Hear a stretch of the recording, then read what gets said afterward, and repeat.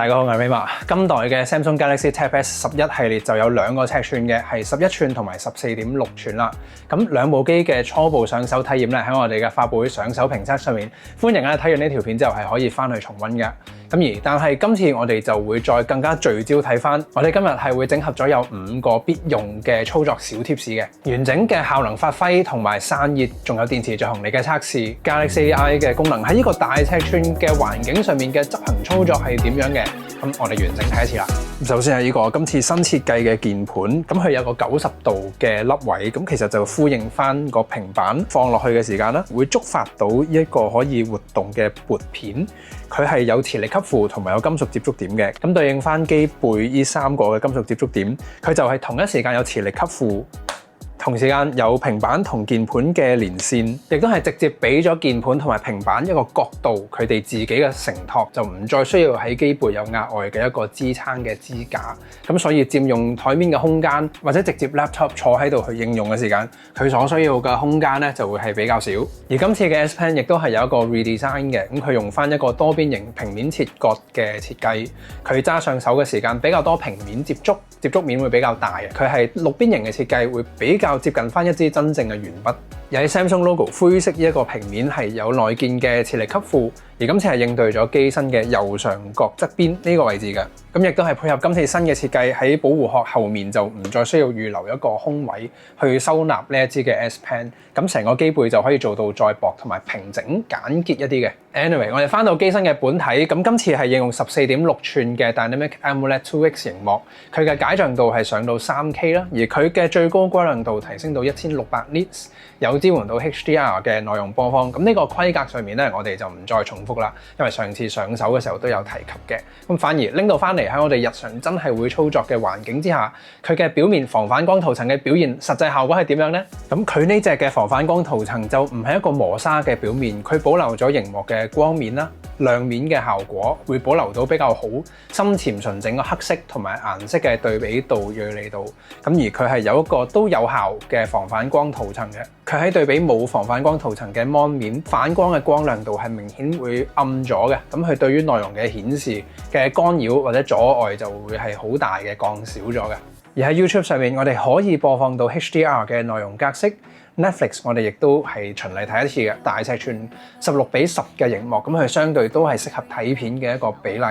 咁佢係有支援 L1 嘅認證 ，HDR10 嘅格式亦都有支援，依然係視覺效果有震撼感喺度㗎。而4喇叭嘅實際外放效果，今次我哋要翻到嚟完全靜嘅環境，再認真聽一次啦。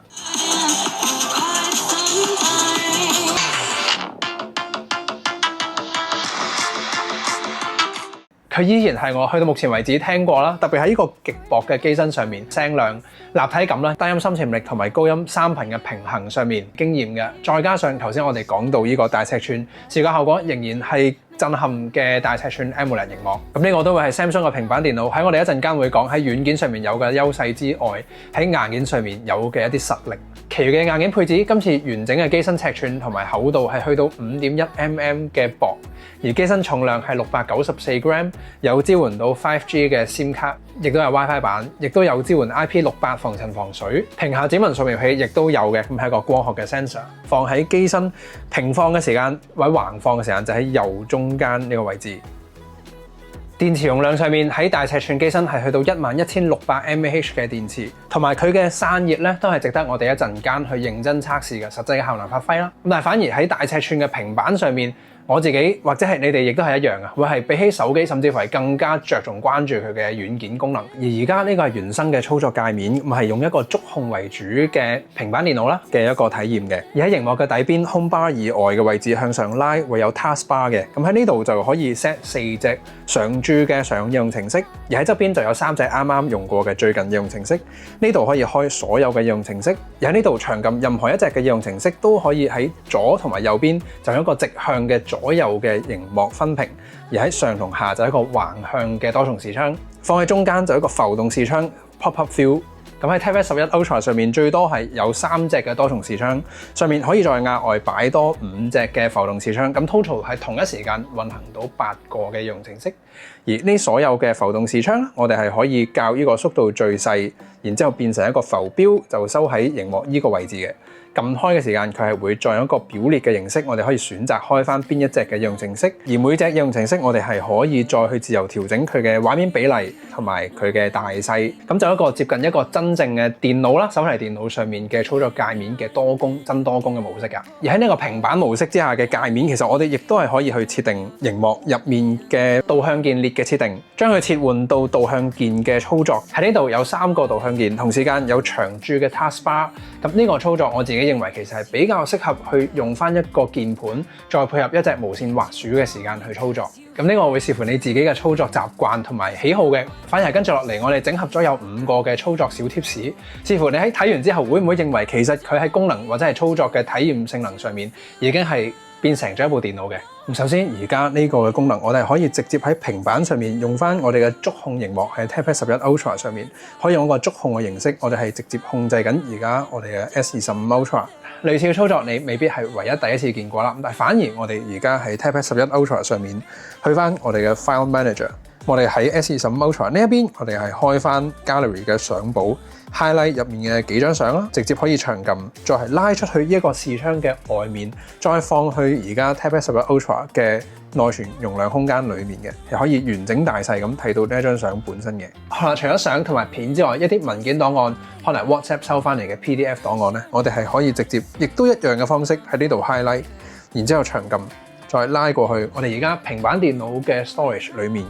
放手已經係直接用咗無線嘅形式傳送咗喺呢邊。可能我哋亦都係用緊原生嘅 Samsung Notes， 咁一個免費，佢已經可以讀到同埋可以編輯呢個 PDF 喺上面去寫字啦，或者用一啲 AI 功能嘅。呢個我哋一陣間再翻嚟。而亦都係直接長撳喺手機呢個同步畫面裡面嘅主頁鍵 Circle to Search 嘅功能，喺手機畫面裡面嘅一段文字圈出咗，然之後 extract 咗呢一段嘅文字，我哋而家喺手機 copy 咗嘅文字啊。我哋喺 TabPad 11 Ultra 呢邊 Control V 咁樣嘅操作，你喺手機 login 咗嘅 WhatsApp copy 咗嘅一段文字啦，或者係任何嘅畫面截圖攞咗裡面嘅文字，直接喺呢邊貼上。咁喺同步畫面裡面打字，亦都係可以直接用我哋嘅鍵盤去打字。咁頭先呢個操作點樣去達到呢？咁我哋係需要喺手機同埋喺 TabPad 11 Ultra 上面都係安裝咗 Samsung Flow 呢一隻嘅應用程式，喺 Play Store 上面係可以揾到嘅。而跟住落嚟 Samsung DeX 嘅界面繼續有啦，喺畫面嘅右上角我哋用滑鼠撳一下係會開咗快速捷徑功能，而喺畫面嘅左上角撳一下係會開咗我哋嘅通知。喺 DeX 模式入面，我哋開任何嘅應用程式，佢都會用翻一個浮動視窗嘅形式，直接去做咗一個多工嘅操作，亦都係所有嘅應用程式我哋可以任意調整視窗嘅大細啦，同埋比例橫向或者直向咁樣係可以自由㗎。咁我哋將一隻嘅應用程式拉到畫面嘅最側邊，佢係會有個預設嘅大細，咁係可以做到左邊同埋右邊咁樣形式嘅多重視窗。而呢個模式之下嘅 Taskbar 亦都係長駐喺畫面嘅下面，唔同嘅位置喺呢度，我哋撳任何嘅應用程式已經直接用咗浮動視窗，佢嘅操作邏輯就會再似一部真正嘅電腦。而呢個時間我哋再去翻捷徑功能 DeX 模式，長撳呢個 DeX 嘅 icon。我哋係有額外嘅無線畫面投射嘅功能，只要你嘅智能電視係有支援到無線畫面嘅輸入，就可以用到呢個功能。咁就係可以直接用 TabPad Ultra 做主機，而你嘅外置螢幕係做一個副螢幕或者係一個螢幕嘅延伸。我哋可以將我哋主機呢個畫面再拉過去左邊呢個螢幕。今次反而喺一個平板電腦嘅環境上面，我哋可以直接用翻平板愛嚟做你嘅主機，然之後去做翻一個類似真正電腦咁樣嘅多工操作。咁應該都係我哋第一次見到嘅。咁呢個多螢幕嘅 Samsung DeX 操作界面咧，其實係可以配合到今次，亦都係另外一個更新主頁面向上長撳，我哋可以開啟多過一個嘅視窗。咁我哋可以做到一個桌面係全螢幕去睇 Netflix， 另外一個界面係睇緊 email， 另外一個界面係做緊一個多重視窗嘅上網啦，另外一個視窗去剪片亦都係可以嘅。咁講到呢度 TabPad 11 Ultra 本身其實亦都係可以作為一個副螢幕或者係螢幕嘅延伸啦，去做你電腦嘅第二螢幕。純粹就喺唔使額外再去投放買多一隻嘅外置螢幕啦。咁你喺呢一度獲得咗呢個功能嘅操作可能性咧。咁呢個操作就喺你嘅 Galaxy Book 或者係 Windows 電腦上面嘅 Microsoft Store 下載翻 Second Screen 呢一個應用程式，都係達到呢一個嘅無線嘅傳送串流嘅。而最後一個特別嘅隱藏功能，我哋可以去設定入面，再喺 Connected Devices 喺手機呢一邊，亦都喺 Connected Devices 入面將所有你想共享嘅模式或者功能就係開咗佢啦。我哋喺平板呢邊亦都可以將我哋想共享嘅功能將佢開咗，當中係包括打電話功能。咁 TabS 11 Ultra 本身係有支援到 5G 網絡嘅收訊，但係佢嘅打電話就喺呢一個 Connected Devices 嘅形式去連接翻我哋嘅手機，再喺手機度打出。而家我喺另外一部電話講嘢嘅，咁平時你講電話嘅時候，對方喺對面嗰部電話講嘢咧，咁你個平板就會喺呢個喇叭嘅位置去外放咗個免提嘅效果。呢個係有來電嘅時候嘅操作界面。This call is being translated and live captioned.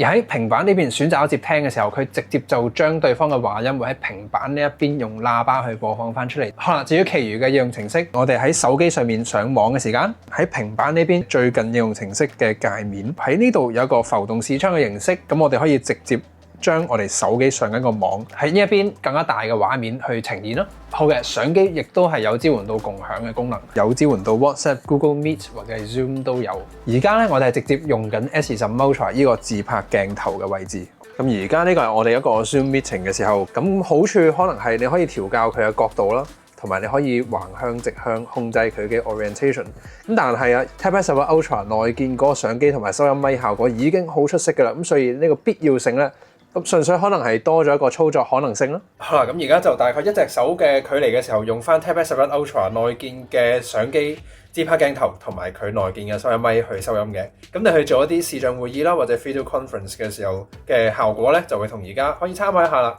而主相機鏡頭佢亦都係有雙鏡頭配置嘅，而最後係 multi control 嘅，咁就用翻我哋喺 TabS 11 Ultra 上面嘅 keyboard 或者係滑鼠。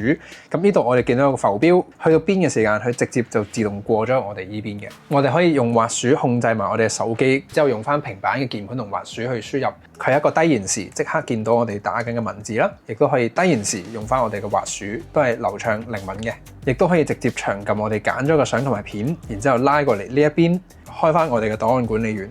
亦都可以直接喺度放咧。佢用咗一個無線嘅形式，將我哋頭先揀咗嘅幾張相同埋片 send 咗過嚟呢一邊，咁亦都係完整大細啦，原本嘅質素睇到。咁 TabS 11 Ultra 都的確去到目前依然係我哋揾到喺一個平板電腦上面最接近啦，同埋基本上係做到同一個完整電腦一樣嘅操作空間同埋邏輯體驗嘅。而仲有 Galaxy AI 嘅全套功能喺 TabS 11 Ultra 上面係全套擁有嘅，咁功能就非常之多噶啦。因為我哋一直都講功能，咁所以反而係再睇翻呢部機嘅效能啦、散熱同埋電池續航力。最後我哋係會翻嚟睇翻 Galaxy AI 大螢幕嘅尺寸上面嘅操作有冇啲乜嘢唔同嘅。咁喺效能硬件上面，今次係應用 MediaTek Dimensity 9400 Plus 嘅處理器，一款 3nm 工藝製程8核心嘅處理器。散熱嘅表現又係點樣？我哋呢個苛刻嘅1個鐘 Antutu Benchmark 嘅壓力測試，咁我哋連續跑4次嘅 Antutu Benchmark， 每一次係大概15分鐘嘅，咁就1個鐘嘅極高壓嘅測試。咁佢實際嘅表現咧，由於 GPU 相對比較強嘅關係啦，佢嘅總效能輸出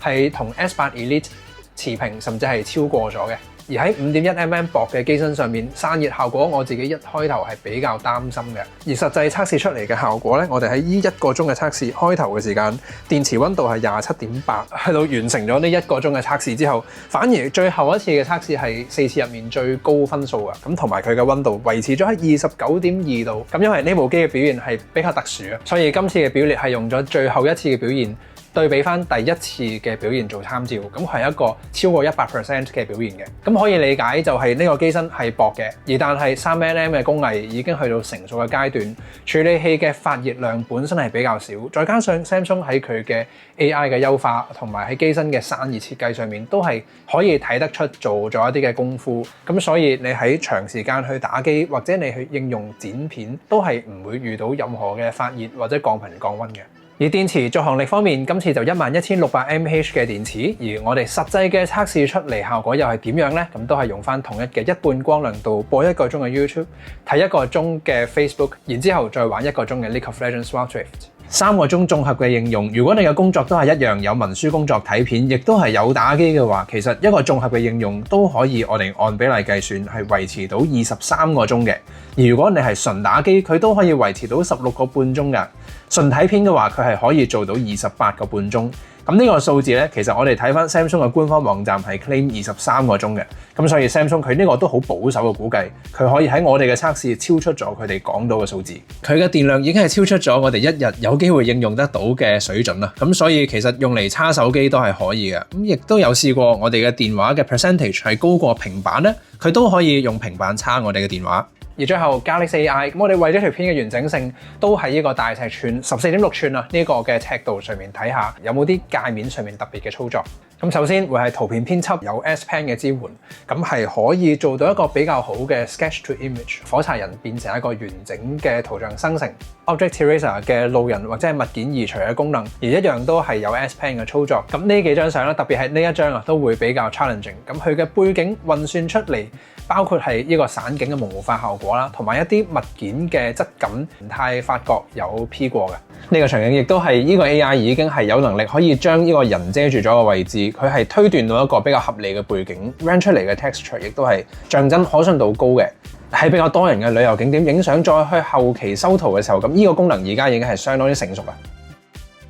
反而係關於圖片編輯，咁今次 Gemini 嘅更新，圖片編輯會係佢嘅更新其中一個大項目。喺呢個浮動視窗嘅位置拉出成個主畫面嘅操作，喺裏面開咗圖像生成呢個 icon， 好啦，呢個就係原圖，真實發生咗㗎，冇做過任何嘅 AI 修正。而呢個會係我網上面揾到一個唔錯嘅 outfit， 我會試下將呢一個 outfit 用 Gemini 模仿翻一個喺我身上面嘅。今次值得我哋關注一個重點，會係成個面部嘅特徵，會係做到比較高嘅保真度同埋維持嘅。咁我哋就喺更改咗成個 outfit 嘅時間，冇太大影響到個面部。反而呢個係比較驚豔嘅，呢個側孭袋嘅 texture 係我原本有喺原圖度出現嘅，佢係存在喺我哋換咗嘅 T-shirt 同埋外套以外嘅位置，保留咗我側孭袋成張相嘅可信度，咁大家可以心入邊做個評價啦。而呢個就再進一步嘅，將成個畫面嘅背景更換，而我嘅動作同埋畫面嘅光線反射，亦都係匹配翻現場嘅畫面。咁而呢個場景其實係嚟自我嘅另外一張相嘅，但係當時係比較暗啦，冇開到閃燈，咁比較難影到一個光嘅畫面。咁喺呢度咧，反而就可以做到一個比較光嘅人像啦，同時間畫面動作亦都配合，亦都換咗頭先我哋一套衫。呢個技術嘅進步亦都係快速啊！而特別喺大尺寸嘅平板上面，亦都有機會喺睇片、睇戲或者 IG 嘅時間 ask about screen， 你認唔認得呢個地方？OK， 佢做咗啲分析，佢已經認出咗而家畫面嘅地方，幫我計劃一個4日3夜嘅行程，用 Google Map 去呈現。佢係能夠將呢個點對點每一個行程嘅次序咧，係用 Google Maps 嘅形式去呈現出嚟嘅。可能結合咗即時嘅網上搜尋、整合啦，同埋再去生成一啲表格、表列或者係文章嘅能力。咁呢個係最基本嘅操作啦。Alright, help me generate a table comparing the specifications of the Samsung Galaxy Tab S11 Ultra, S10 Ultra, and S9 Ultra.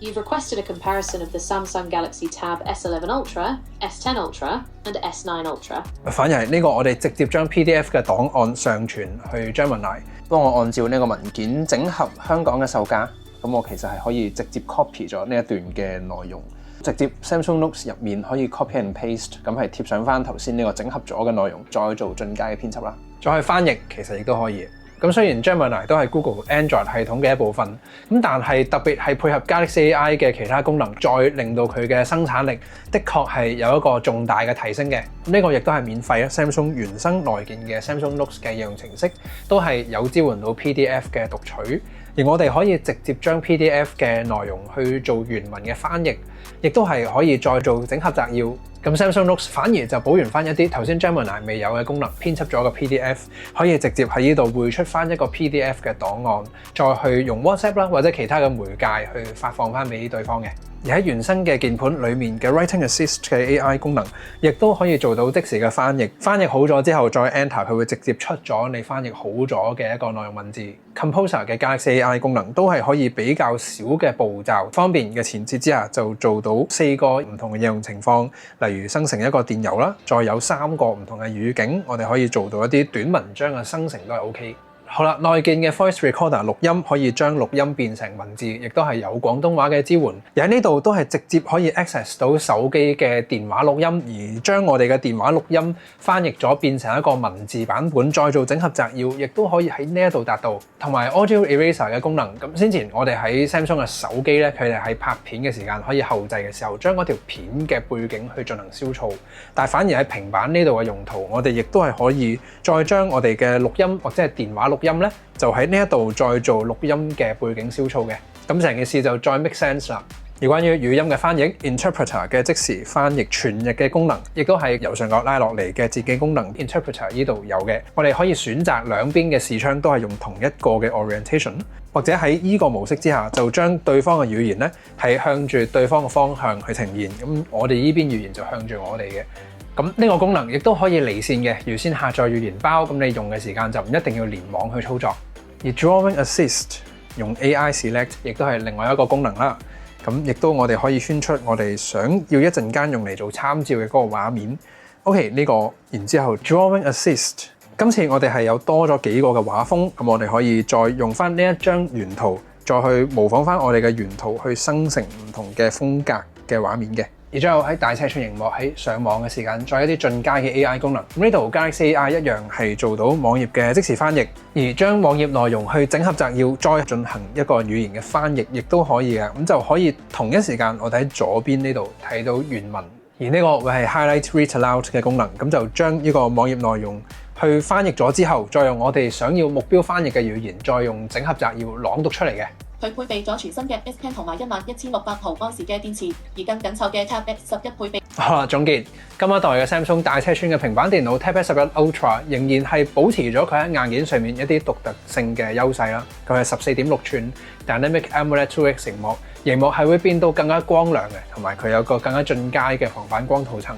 喇叭系統依然雖然係變薄，但係仍然保持到佢嘅實力。佢會擁有一個新設計嘅鍵盤同埋 S Pen， 咁雖然佢喺硬件或者係整體成個方向上面，始終都係個平板啦，未必係一個完全我哋未見過嘅 form factor 嘅一啲產品，但係就依然會喺操作體驗上面一啲新加咗嘅功能同埋操作界面嘅更改上面係會有住一啲新鮮感啦。而實際上真係獲得咗額外嘅一啲功能，用呢個平板作為主機，再去將我哋嘅外置螢幕作為螢幕嘅延伸，或者係用手機同步嘅連接操作，佢嘅操作邏輯同埋體驗上面可以比得上一部傳統嘅電腦，甚至乎喺操作嘅彈性上面會超出咗一般嘅電腦。而今日所有講到嘅 AI 功能都係喺呢一套幾乎係揾唔到發熱嘅處理器同埋機身嘅散熱上面去達到嘅。咁我亦都相信 Samsung 嘅 Ultra 平板電腦喺功能性啦、軟件同埋喺硬件全方面咧係做到一個最 Ultra 極致頂級嘅表現嘅一部平板電腦。